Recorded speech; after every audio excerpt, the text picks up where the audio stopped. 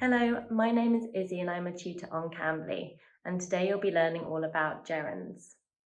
So firstly, what is a gerund? A gerund is a form of a verb that ends in ing and functions as a noun in a sentence.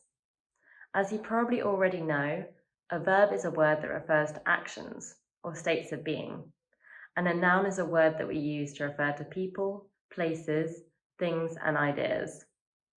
A gerund is like a blend of verbs and nouns, so it looks like a verb, however it acts as a noun. Here are some examples of gerunds in a sentence. Reading is one of her favourite hobbies. I love baking cakes. He prefers watching rather than playing sport. In these examples, reading, baking, watching, playing are all examples of gerunds. So how do we form a gerund? In order to turn a verb into a gerund, all you need to do is add ing to the base form of a verb. So read would become reading, swim becomes swimming, talk becomes talking. There are a few things we need to watch out for when forming a gerund. Unless a verb ends in ee or ie, we lose the final e in a verb before adding ing. So if we use the word take as an example, we remove the final e before we add ing to create the gerund taking. If a verb ends in ee, add ing like normal. So for example, see becomes seeing. If a verb ends in ie, we remove this and replace it with y before adding ing. So lie becomes lying. We also sometimes need to double a final consonant when making a gerund, like we do with present participles. So for instance, the gerund of swim is swimming with two M's. In general, these are the rules to follow for knowing when to double a final consonant to form a gerund. If a one-syllable verb ends in consonant, vowel, consonant, then we double the final consonant. So run becomes running with two N's. Cut becomes cutting with two T's.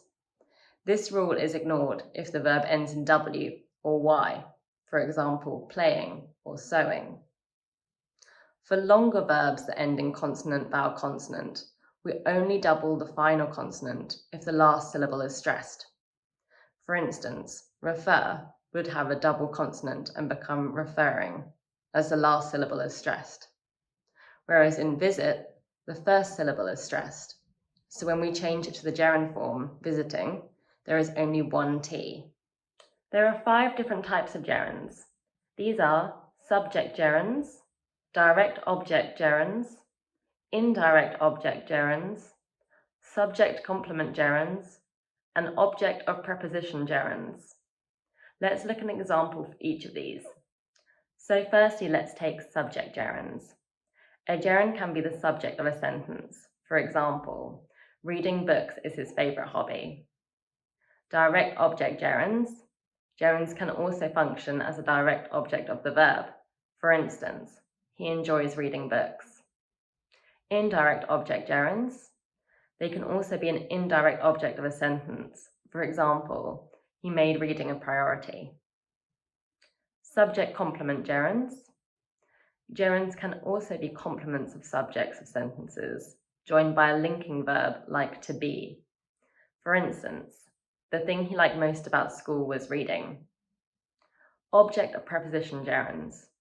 This is less common, but gerunds can also be the object of a prepositional phrase, like the modifiers besides or between.